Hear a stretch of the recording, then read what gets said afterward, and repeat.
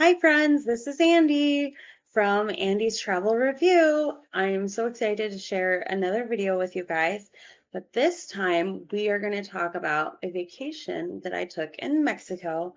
Now, mind you, I've had plenty of vacations in Mexico. Very fortunate enough to have been traveling since I was 3 years old to Mexico, and I can't wait to share the vacation I chose with you guys. A little family history is that my father immigrated from Mexico to the United States when he was 16 years old. And on my mother's side, my grandparents and their children immigrated to the United States from Mexico as well. But this was in the year 1961, so before my mom was born. I'm happy to be a first generation Mexican American. And because of this, I still have family and roots in Mexico. So every time I travel there, it is always special. This is before cell phones, iPads, MP3 players, before all of that was easily accessible and affordable. There wasn't that. So at this time, what we did to pass the time was we checked out from the library cassette of the audiobooks of Harry Potter. We also brought our own paper books too. And we managed to get there all in one piece. My parents managed not to kill us. After the 3 long day car ride to Mexico, we would end up in Villa Madero, which is the town my dad grew up in and where his family is from. And usually we would get there in the middle of the night. In this 2004 vacation, we got there around 2 a.m., which is fun in the way that we were able to get tacos, authentic tacos, because there was a taco stand open at that time. That was very convenient.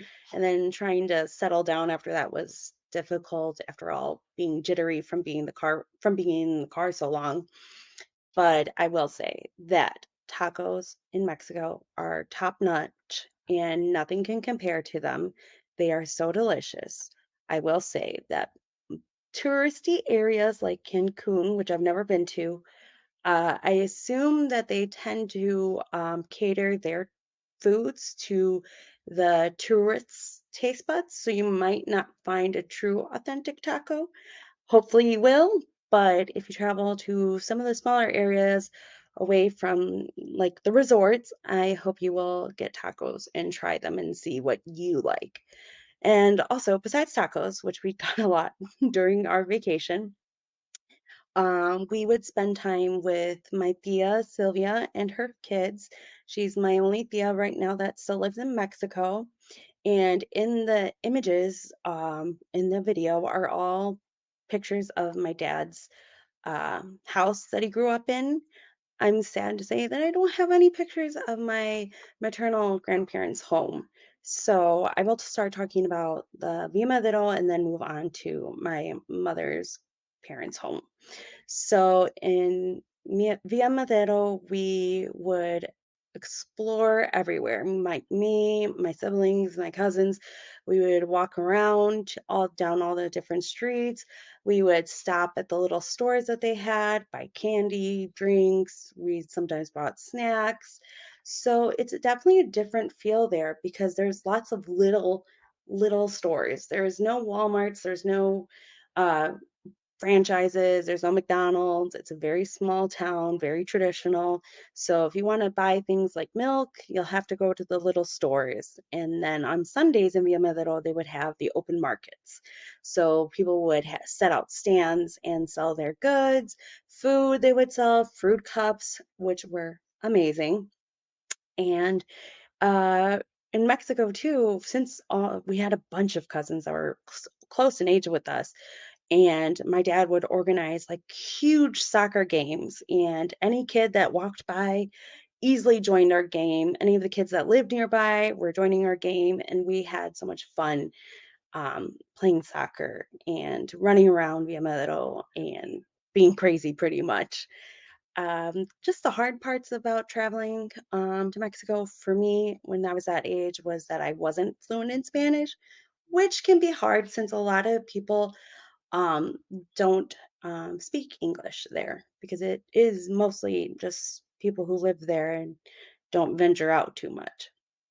But I managed.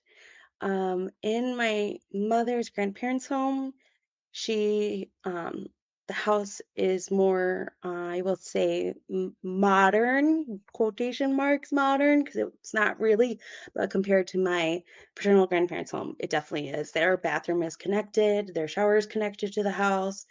It is a little bit smaller, I would say, but the bathroom is really nice since it was recently remodeled at that time in 2004. So, and what's special about my paternal grandparents' home is that my grandpa has a plaque in front of the door where it states that this house belongs to his children. And he engraved it himself. And for me, that is always a special thing to look at whenever I'm by the entrance of his house. And there was always this albino bunny that I don't know who the bunny belonged to, but I swear every year we would go, the bunny would be there hanging around my grandparents' house, which no one lived in, but I had a Thea who would come to the house and take care of it, make sure it wasn't cobwebs or dusty or gross, but no one was actively living there unless they were one of my aunts and uncles from here that were visiting. Whereas in Villa Madero, the fun part about that house is that in the image you can see that there's an outhouse. So we had to walk outside to go to the toilet. We had to go out and to outside to get to the shower. And you can see in this image a large basin. It was full of water, and we would wash our dishes there.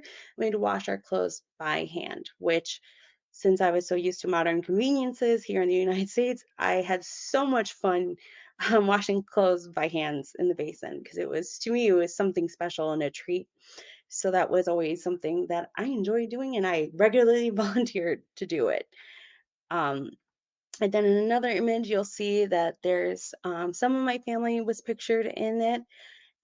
This is a recent photo that my mom had taken when she went on vacation last month. I cherish every memory I have of Mexico. I myself have not been there since, I would say, 2007. And the reason we stopped traveling there at that time was crime was becoming a big issue. The drug cartel, particularly, was a huge, huge problem. And the government was very corrupt, and it was no longer safe to travel to Mexico. So we haven't. And only recently has my mom and dad been to Mexico. And I would just say, if you're going, please fly, do not try to drive there. I'm telling you from my uncle's experience, he got he got stopped and it was not a fun. He's safe, but it was not a good experience. So I highly recommend flying when you go to Mexico and also take buses. I will say that it seems to be a little bit safer now, but my thing just to keep in mind is just to always be careful in of your surroundings, be mindful. In any foreign country, you should really practice safety first. And I will leave it at that. And thank you so much for joining me on this video. I hope you like and subscribe to my channel. And please leave a comment. I'd love to hear what you thought.